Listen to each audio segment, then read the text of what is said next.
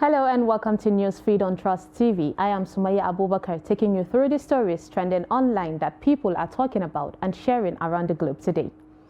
INEC says election will not hold in 240 polling units. A northern governor is hiding 22 billion naira old notes in his house, says politician Buba Galadima. What happened to my child? Nigerian mom cries out after her 12-year-old daughter died after attending school's inter-house sports. And Rihanna, pregnant with second child, reveals baby bump during Super Bowl 2023 halftime show. Now, top of what's trending today, we have the Independent National Electoral Commission, who has said the voting, will not hold in 240 polling units during the forthcoming general elections.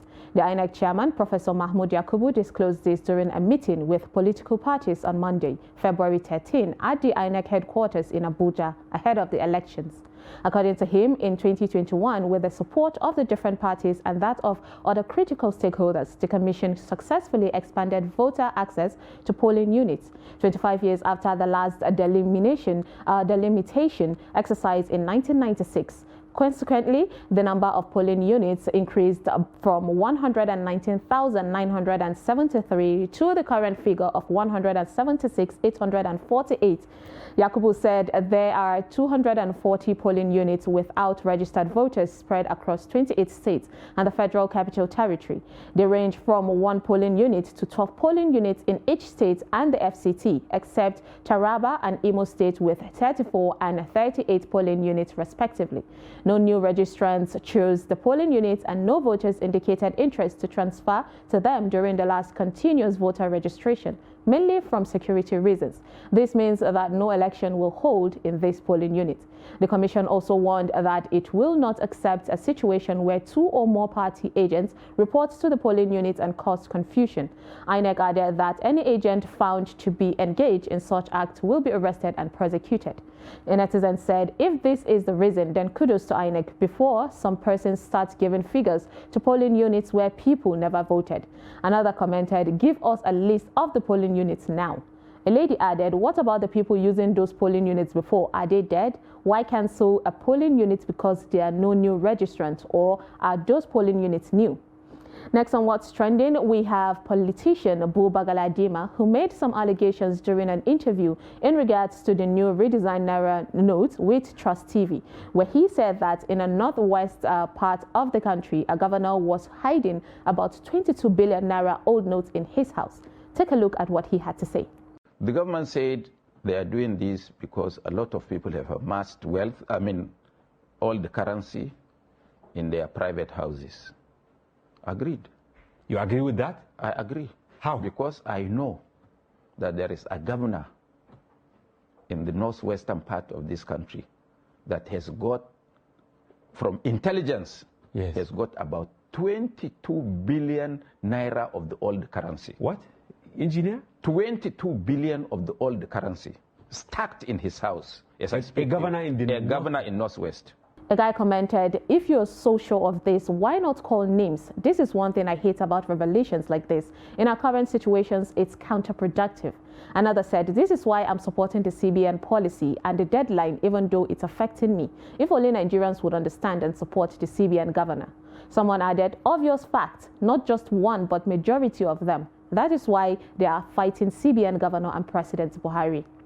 Next on what's trending, we have the death of a student in her school. In a tearful video posted online, Mrs. Blessing Adeniran said her daughter Desola Whitney Adeniran was attending her school, Chrisland School of Pebi International Sports, last Thursday, February 9. She said that she was at the event when she got wind that her daughter had fainted. She stated that nobody called or mentioned to her what had happened to her, that she was searching for her daughter who was supposed to take part in March past. Then when she got information from one of the students that Whitney fainted. Mrs. Adeniran said the staff mentioned to her that Whitney had been rushed to the hospital. On getting to the hospital where her daughter was rushed to, she met her corpse there. She said up till now, the school has not opened up to her on what happened to her daughter. The distraught mom said the school claims that her 12-year-old daughter suffered a cardiac arrest and slumped. And Mrs. Adeniran said her baby girl was not sick and never had any pre-existing heart condition and wondered why she would suffer a cardiac arrest rather. She is demanding the school comes clean to her with regards to what really happened to her child so she can bury her child in peace. Now, Lagos State government, through the Ministry of Education, has ordered the temporary closure of Chrisland School, Opebi Ikeja, over the 12-year-old student's death. A statement signed by the State Commissioner of Education, Mrs. Folashade Adefisayo, said the closure was ordered pending the outcome of a full investigation into the unfortunate incident. The statement says its order for the temporary closure of one of the Chrisland schools affects only Chrisland High School Ikeja and not all the schools operated by the owners. The school will remain temporarily closed to students and staffs to allow unhindered investigations and afford all stakeholders, including parents, students, staff and friends of the deceased, time to grieve. The statement read in part. A netizen said, "Ya Allah, please comfort this mother and let her get the closure that she deserves. I was so angry, mad, and I cried while watching this." Another said, "Nothing will still happen. The school will continue. Justice will not prevail. We cried more than this for Oromi. If parents had come together for that Oromi child, the school would have been shut down." Another added, "My African self is seriously telling me that this could be some yearly ritual act. But then another African inside me is also telling me to stop thinking in such manner. I am confused about her death. God have mercy." Next on What's Trending, we have a bank manager who begs customers to avoid violence as she addresses them on cash shortage. Take a look at what she had to say. Empathy towards what is going on. I don't have cash anywhere, and we are not obliged to pay you the old money. So instead of us fighting, I want to beg us. Nobody's going to fight. But as at this morning, they have told us that yesterday no bag was supplied money. So even for those that are withdrawing now, after a while, they might not see to give again. For now, in my branch, we don't have. And I'm not even opening to anybody. Whether you want to make transfer, or you want to collect ATM, Customer care, or you want to open accounts. That is the reason why I'm not opening the door. They tell me that one. Because It's one people will voice. begin to fight and destroy things, thinking that. A netizen wrote, "This lady has confidence. I will be so scared to face angry customers. Let them not snatch that fine wig from my head." Another asked, "Are you sure that if I enter that bank vault, I will not see any cash?" And a lady said, "I gave you my money on trust and you tell me you can't give me back my money when I want it. Big joke of the year." Now let's take a short break, and when we come back, we will bring you more happenings on the new Naira notes policy. Stay tuned.